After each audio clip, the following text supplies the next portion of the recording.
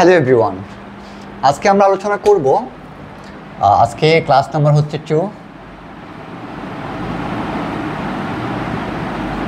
আজকে আমরা গতকাল আলোচনা করেছিলাম লেটার ওয়ার্ড আর ওয়ার্ড নিয়ে। এখন আজকে আলোচনা করব স্পোকেন ইংলিশ ক্লাস একটা গুরুত্বপূর্ণ একটা টপিক, সেটা হচ্ছে সেন্টেন্স। যেটা গ্রামারের বলা যে সবচেয়ে গুরুত্বপূর্ণ যে পার্টটা, সেটা হচ্ছে সেন্টেন্স। সেন্টেন্সের বাংলা হচ্ছে বাংলা বাক্য। স্পোকেন ইংলিশের মধ্যে কোনো একজন শিক্ষার্থী যদি এই সেন্টেন্সের সম্পর্কে তার ভালো একটা আইডিয়া থাকে, তাহলে মোটামুটি সে স্পিকিংয়ের একদম ফুল জিনিসগুলো এখানে। কারণ স্পিকিংয়ের মূল যে বিষয়টা, সেটা হচ্ছে বাক্য তৈরি করা। আর এই আজকের এই ক্লাস নাম্বার 2-তে আমরা আলোচনা করবো সেই বাক্যটাকে নিয়ে। তো আমরা প্রথমে জানি যে আসলে বাক্য কী। যেমন আমরা দেখি একটা বাক্য লিখি কেমন, যেমন রহিম goes to school every day। হ্যাঁ, আমার একদম বোর্ডে লেখাগুলো একদম বিশ্রী হয়। আপনারা একটু কিছু মনে করবেন না যে আমি প্রথম লিখতেছি, তো আপনারা একটু দেখবেন, বোঝার চেষ্টা করবেন। যদি কোনো একটা কিছু যদি বোর্ডের লেখা যদি না বুঝেন, তাহলে আমাকে প্লিজ কমেন্ট করে জানাবেন, তো আমি চেষ্টা করবো সুন্দরভাবে লেখার জন্য আরও। Rahim goes to school every day, দেখেন এখানে, তাহলে এটা একটা কি বাক্য? রহিম প্রতিদিন স্কুলে যায়। তাহলে এখানে দেখেন এটা একটা ওয়ার্ড, এটা একটা ওয়ার্ড, এটা একটা ওয়ার্ড, এটা একটা ওয়ার্ড, এটা একটা ওয়ার্ড, তাই না? তাহলে এক বা এক দেখেন আপনারা এখানে দেখতে পাচ্ছি যে কি, তাহলে আমরা ডেফিনেশনটা কীভাবে দিব? এক বা একাধিক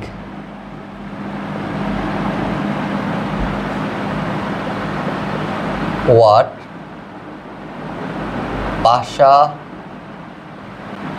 পাশে বসে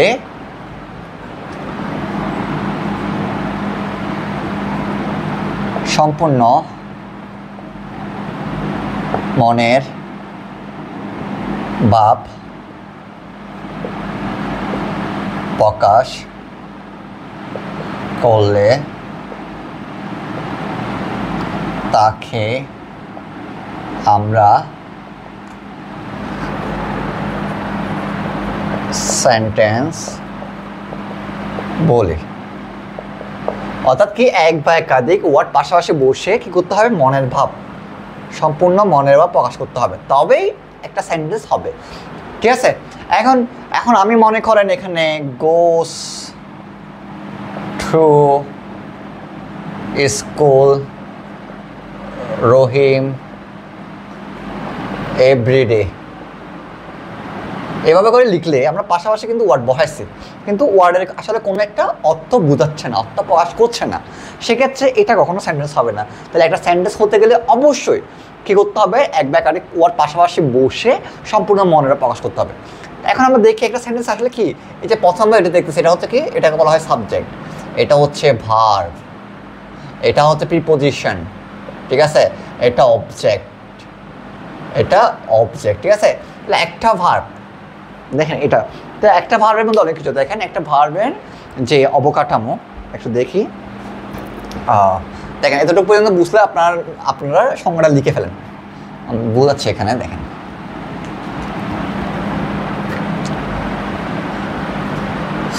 একটা সেন্টেন্স হতে গেলে প্রথমে লাগে সাবজেক্ট, এরপর লাগে ভার্ব, এরপর লাগে অবজেক্ট, এরপর আরও অনেক কিছু আসে। পাশাপাশি কমপ্লিমেন্ট থাকে, ঠিক আছে? কমপ্লিমেন্ট থাকে, ঠিক আছে?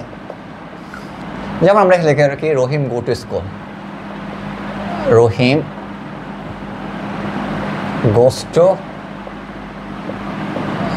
স্কুল, ঠিক আছে? এখানে এই যে রহিম, এটা হচ্ছে সাবজেক্ট, গোস্ট হচ্ছে ভার্ব, এখানে টু যেটা দেখতেছেন এটা হচ্ছে প্রিপোজিশন, আর এখানে স্কুলটা হচ্ছে অবজেক্ট, ঠিক আছে? একটা বাক্যে দেখেন কি অনেকগুলো পয়েন্ট থাকে। তো অবশ্যই এগুলো যদি আপনি মূল যে বেসিক রুলস সেটা হচ্ছে একটা ভার্বের মধ্যে, একটা সেন্টেন্সের মধ্যে সাবজেক্ট, ভার্ব, অবজেক্ট এগুলো থাকে। আবার আরেকটা জিনিস দেখেন, এখানে আমি আরেকটা এই সেন্টেন্সের মধ্যে দেখা যাচ্ছে, এখানে দেখেন এখানে অনেক একটা প্রশ্ন থাকে কোনটা সাবজেক্ট কোনটা প্রেডিকেট, ঠিক আছে। এখানে এই যে শুধুমাত্র এই যে সাবজেক্ট, এই রহিমটা হচ্ছে সাবজেক্ট, ঠিক আছে। আর এই যে ভার্ব থেকে শেষ পর্যন্ত বাকিটুকু হচ্ছে আমরা এটাকে বলতে পারি প্রেডিকেট, বুঝছেন, মানে বিধেয় বাকি অংশটুকু। অর্থাৎ কোনো একটা সেন্টেন্সে যদি বলা হয় সাবজেক্ট আপনি চিহ্নিত করুন কিংবা প্রেডিকেট, তখন আপনার এখান থেকে বের করে নেবেন, ঠিক আছে। তাহলে আমরা আমাদের অনেকগুলো বাক্য হয়, যেমন আমরা আমাদের প্রাত্যহিক জীবনে আমরা যা কিছু বলি, কথা বলছি, এখন আমরা কথা বলতেছি, এটাও কিন্তু এগুলো এই যে কথার মধ্যে আমরা যে বিভিন্ন রকমের কথা বলি, শুনেন, আপনারা বুঝতে পেরেছেন কি? হ্যাঁ, আপনারা বুঝতে পেরেছেন, আপনাকে এটা বুঝেছেন। আপনাদের যদি কোনো একটা প্রশ্ন থাকে প্রশ্ন করবেন। আমি যে কথাগুলো বলছি না, কথাগুলো বলার সময় আমি যে বাক্যটা ব্যবহার করছি সবগুলোই সেন্টেন্সে অন্তর্ভুক্ত। এবার দেখেন সেন্টেন্স অর্থগতভাবে বুঝছেন, সেন্টেন্স হচ্ছে 5 প্রকার। একদম গ্রামারে স্পোকেন ইংলিশের ক্ষেত্রে এই সেন্টেন্স পার্টটা অনেক ইম্পর্টেন্ট। এই সেন্টেন্সটা যদি বুঝে যান না, তাহলে দেখা যাবে আপনাদের স্পোকেন ইংলিশের ক্ষেত্রে কোনো তেমন প্রবলেম হবে না। সেন্টেন্স 5 প্রকার অর্থগতভাবে। একটা হচ্ছে অ্যাসার্টিভ, পারলে নোট করে নিন, ঠিক আছে। আর নাইলে আপনি আমার ক্লাসে দেখেন। ইন্টারোগেটিভ,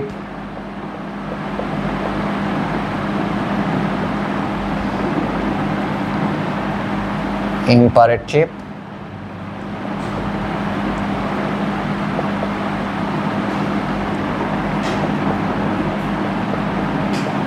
অপটেটিভ,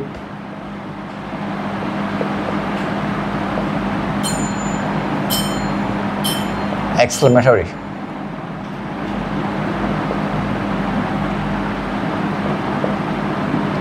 আজকের ক্লাসে আমি বিশেষতভাবে এর 2টা পার্ট নিয়ে আলোচনা করব, ঠিক আছে। আর বাকি 3টা হচ্ছে আমি নেক্সট ক্লাসে দিব, ঠিক আছে। আজকে আমরা আলোচনা করবো শুধু অ্যাসার্টিভ আর ইন্টারোগেটিভ নিয়ে।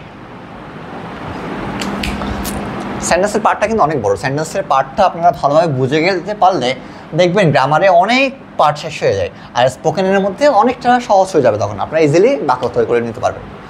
দেখেন প্রথম পার্টটা হচ্ছে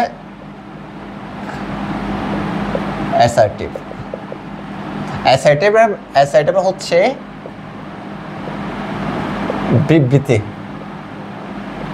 বিবৃতিমূলক বাক্য।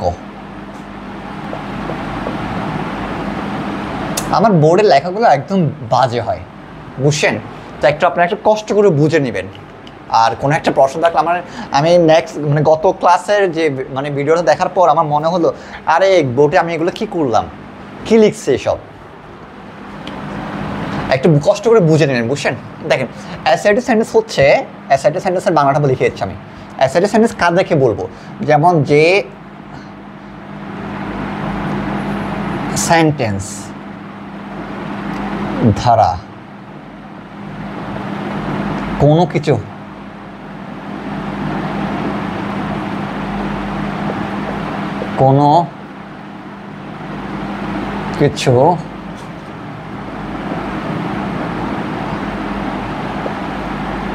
সম্পর্কে বর্ণনা কিংবা বিবৃতি প্রদান করা হয় তাকে অ্যাসার্টিভ সেন্টেন্স বলে, বুঝছেন।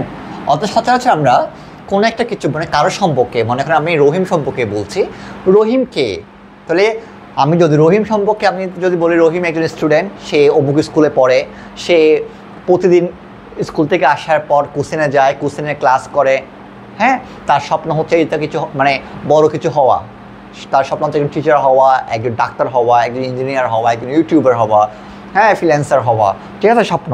তাহলে আমি যে এখন রহিম সম্পর্কে আমি যে বর্ণনা করতেছি তার সম্পর্কে অনেকগুলো আমি মানে বাক্য বলতেছি তাকে নিয়ে, এই সবগুলোই হচ্ছে আপনার অ্যাসার্টিভ সেন্টেন্স, সবগুলাই হচ্ছে অ্যাসার্টিভ সেন্টেন্স। কেমন? অর্থাৎ কি, যেমন বলি this is Rahim, he is 20 years old, he come from Fatehhabad,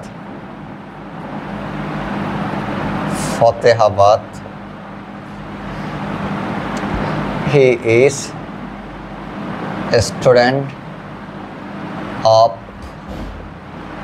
economics, আপনি দেখবেন ছাত্র, is a student of economics at Haji Muhammad Mohsin college. ঠিক আছে, তাহলে আমি এখন কি এতক্ষণ ধরে যে বাক্যগুলো লিখলাম আমি, দেখেন this is Rahim, he is 12 years old, he come from Fatehhabad, he is a student of economics at Haji Mohsin college. ঠিক আছে, আমি যে তার সঙ্গে রহিম সম্পর্কে আমি যে এতক্ষণ যে বর্ণনা দিলাম এতক্ষণ, যেগুলো সবগুলো হচ্ছে অ্যাসার্টিভ বাক্য, অ্যাসার্টিভ। তা অ্যাসার্টিভে করতে গেলে আমি একদম নর্মাল অর্থাৎ subject plus verb plus object এই বাক্য দিয়ে আমরা অ্যাসার্টিভ করতে পারি। ঠিক আছে, অর্থাৎ কোনো কিছু বিবৃতি বা বর্ণনা করা বোঝালে আমরা সচরাচর অ্যাসার্টিভ সেন্টেন্স ব্যবহার করে থাকি। এখন দেখেন অ্যাসার্টিভ সেন্টেন্সকে আবার দুই ভাগে ভাগ করা যায়। ঠিক আছে, একটা হচ্ছে অ্যাফার্মেটিভ, একটা হচ্ছে নেগেটিভ। অ্যাফার্মেটিভ বলতে বোঝায় হ্যাঁ বোধক, ঠিক আছে, আর হ্যাঁ বোধক।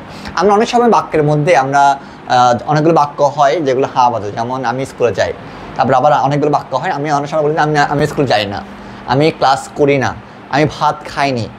হ্যাঁ, তুমি ভাত খেয়েছো, আমি ভাত খাইনি। এই যে বাক্যগুলো যে আমি বলতেছি, ঠিক আছে, এগুলো অনেকগুলো আমরা হ্যাঁ বোধক বাক্যও বলি, অনেকগুলো আমরা না বোধক বাক্যও বলি।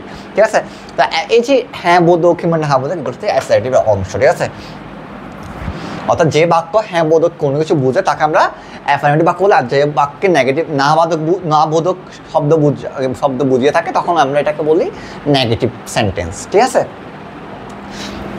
যেমন আমরা একটা উদাহরণের মাধ্যমে আমরা একটা বিষয়টা বুঝে নিই।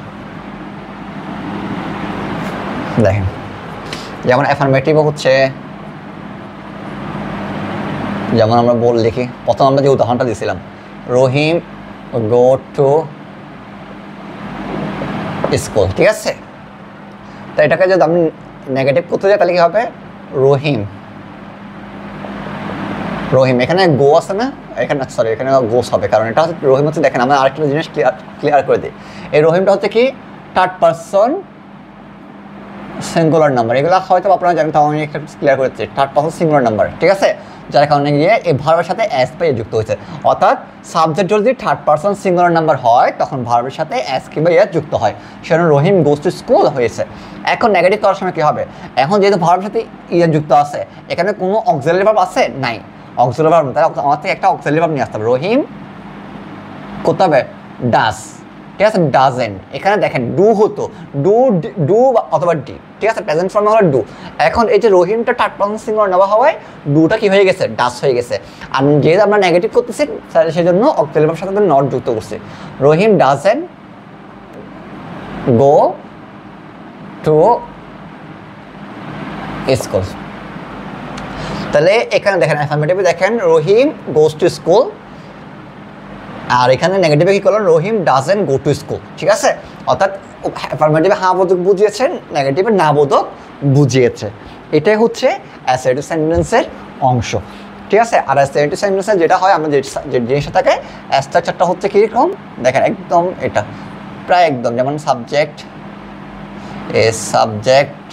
Plus main verb plus object অথবা কমপ্লিমেন্ট।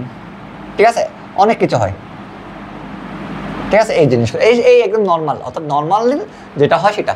আর সচরাচর অ্যাসাইটিভ সার্ভিসগুলো হয় কীরকম জানেন? ও যেমন চিরন্তন সত্য জাতীয় বাক্য, সূর্য, হ্যাঁ চিরন্তন সত্য, চিরন্তন সত্য জাতীয় বাক্যগুলো অ্যাসাইটিভ সেন্টেন্সে হয়ে থাকে। যেমন সূর্য, দ্য সান,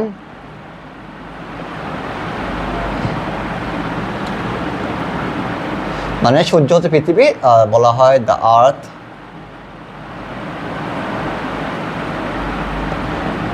রাউন্ড।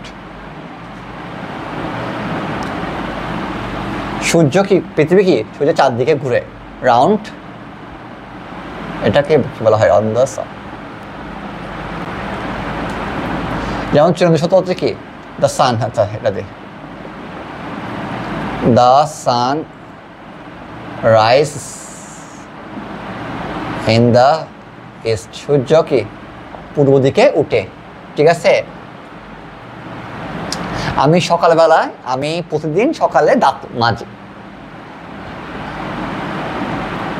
ঠিক আছে, অর্থাৎ যেগুলো আমরা প্রতিদিন সকালবেলা করে থাকি, মানে আমাদের অভ্যাসগত কাজগুলো, অভ্যাসগত কাজ কিংবা চিরন্তন সত্য জাতীয় বাক্যগুলো সবগুলাই অ্যাসাইটিভ সেন্টেন্সে হয়ে থাকে। বুঝছেন এগুলা? এরপর আসি